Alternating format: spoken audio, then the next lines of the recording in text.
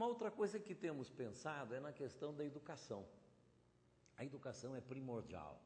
Nós ainda no Brasil temos milhões de analfabetos, mas só que a educação não pode ser só a educação do formal, de se aprender a matemática, o português, o inglês, o francês, mesmo porque o conhecimento, se não estiver a serviço do bem, ele está a serviço do mal. O conhecimento nem sempre é bom. O conhecimento é bom se estiver a serviço do bem. Se nós usarmos o conhecimento, por exemplo, da economia, para que haja uma divisão mais humana dos recursos do planeta entre todas as pessoas, esse conhecimento tem um valor significativo para a sociedade. Agora, se o conhecimento da economia é apenas para nós entendermos de como ganhar mais dinheiro na bolsa aqui ou ali, de ganhar de um ponto de vista individualista e que não seja uma prestação de serviço, esse conhecimento não é benéfico. O conhecimento ele precisa estar a serviço do bem. Nós vemos que as pessoas buscam o conhecimento para competir. Aliás, uma palavra muito importante na nossa sociedade atual. Competir. Quando nós temos que buscar o conhecimento para bem servir, bem ao revés. Porque enquanto nós não entendemos a solidariedade humana, não entendemos que todos nós somos irmãos e que ao invés de competir uns com os outros, nós temos que socorrer uns aos outros, enquanto nós não entendemos isso, o mundo vai ser uma competição de todos, todo mundo competindo com todo mundo, luta de um com o outro e o mais forte, obviamente, vencendo o mais fraco. Então, é preciso essa nova mentalidade, onde a educação tem um papel primordial, só que a educação tem de ser educação de valores, educação onde há ética, onde os valores universais, eternos, eles sejam os primordiais e estejam efetivos. Nós poderíamos viver num planeta Terra em que toda a população fosse pobre, toda a população fosse analfabeta, toda a população não soubesse somar, escrever, não soubesse nada e, no entanto, viver bem, porque estaria presente nesse país, nesse planeta que nós estamos aqui mencionando, estaria presente a boa relação humana, porque não existem duas formas saudáveis de relação humana, só existe uma forma saudável de relação humana. Seja entre pais e filhos, seja entre marido e mulher, seja entre membros de uma sociedade, seja entre companheiros de colégio ou de trabalho, só existe uma forma saudável de relação, que é a da colaboração, que é do apoio, que é da cooperação, que é do amor. Podemos falar que essa palavra está tão deteriorada hoje, que às vezes fica até ininteligível falar nela, mas é esse sentido de que nós temos que ter no outro uma parte de nós mesmos, temos que ter nas relações humanas uma forma de perceber que a vida pode ser diferente, que a vida pode ser extremamente bela. Todos nós estamos perdidos com os nossos compromissos, com o nosso trabalho, com a nossa correria e com as disputas que surgem dentro de uma sociedade, que acabamos deixando de perceber a beleza da vida, a beleza de cada instante, a beleza de poder respirar, a beleza de poder conversar com um amigo, a beleza de olhar para o céu, simplesmente, ou de olhar para o nada, de estar aberto à vida. Nós perdemos absolutamente tudo isso. E aí então há um terceiro ponto que nós temos pensado muito e que vou mostrar como a sociedade teosófica tem muito a ver com esse terceiro ponto.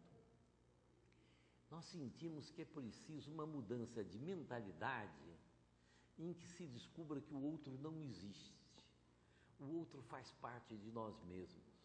Que quando um homem fere outro homem, ele não fere apenas o outro homem, ele fere também a si próprio e fere toda a humanidade, porque todos nós fazemos parte de uma mesma vida, de uma mesma unidade. E esse pensamento vem sendo difundido pela sociedade teosófica desde os seus primórdios, o da unidade da vida, de que somos todos nós interrelacionados e interdependentes. Todos se lembrarão do mantra que sempre foi entoado por Anibesa, que diz assim: ó vida oculta que vibras em cada átomo, ó luz oculta que brilhas em cada criatura, ó amor oculto que tudo abranges na unidade, saiba todo aquele que se sente uno contigo, que ele é por isso mesmo uno com todos os outros. Esse mantra aqui é um mantra que vem sendo repetido na sociedade teosófica há séculos não, há décadas, há mais de um século, há décadas. Ele, na verdade, é a essência de nós termos a solução de todos os problemas que nos atacam hoje, das relações humanas, de miséria, disso e daquilo. Porque nós temos que entender essa unidade da vida e que todos nós estamos comprometidos uns com os outros e que temos que mudar esse modo de pensar, temos que ter uma nova mentalidade.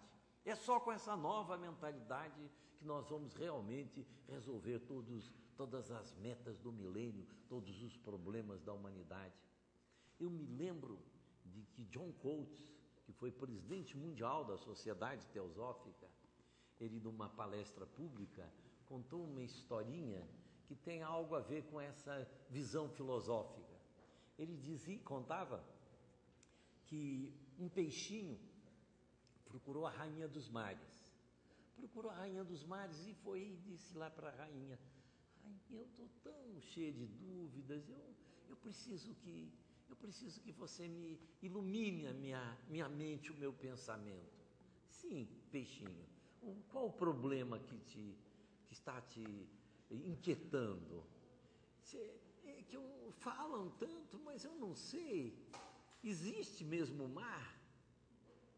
Mas a rainha, apanhada assim de surpresa com uma pergunta dessa, ela disse: minha querida, meu peixinho, você nasceu no mar, você vive no mar, você come o mar, você é o mar. Aí o peixinho olhou e saiu assim, ainda cheio de dúvidas, porque não conseguiu entender bem aquela mensagem que ele recebia. E aí então John Coates dizia: é assim, nós vivemos nessa vida cósmica maravilhosa, que a vida cósmica é a própria vida divina, e nós ficamos perguntando se existe Deus, se existe sabedoria cósmica, se existe uma manifestação cósmica sábia. E aí então nós vemos que realmente nós acabamos nos perdendo sem perceber a maravilha da existência. Me faz lembrar uma outra historiazinha que eu acho que perfeitamente aplicável aqui nesse momento em que falamos sobre isso. É uma história de uma planta dessas plantas que tem muitas folhas grandes, folhas bonitas, e a história se chama Verdolenga. É uma história infantil. E essa história é assim: Verdolenga era uma folha muito bonita que fazia parte de uma planta que tinha muitas folhas. E Verdolenga, como era muito bonita, ela era muito vaidosa.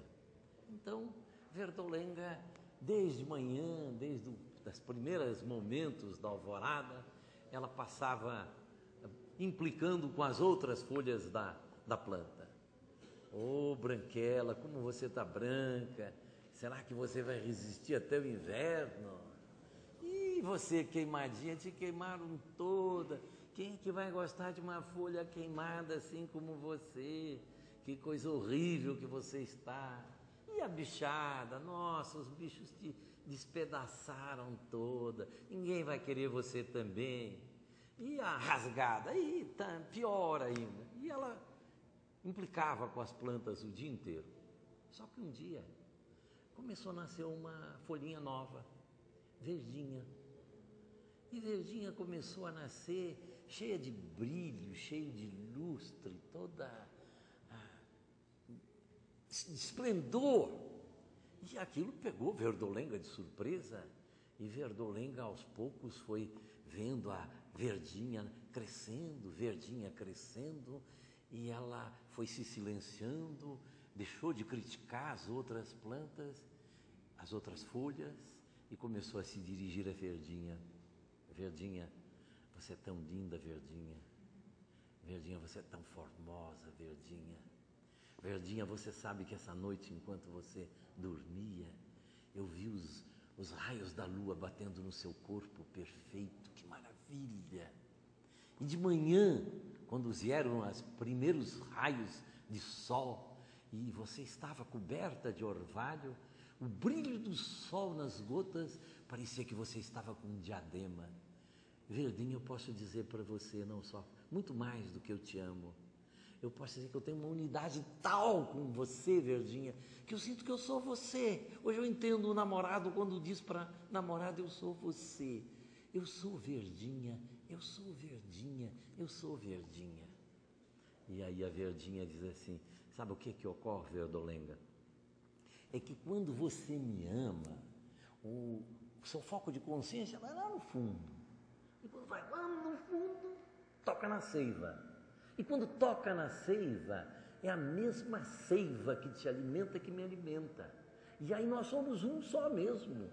Eu sou Verdolenga como você é Verdinha, porque nós somos, na nossa consciência mais íntima, no mais profundo do nosso ser, da nossa essência, nós somos um. E aí então, Verdinha e Verdolenga são um só, e nós somos um só. Mas se você olhar com mais atenção, você vai perceber que você também é a branquela, você é a rasgada, você é a bichada, você é a queimada, você é a planta toda.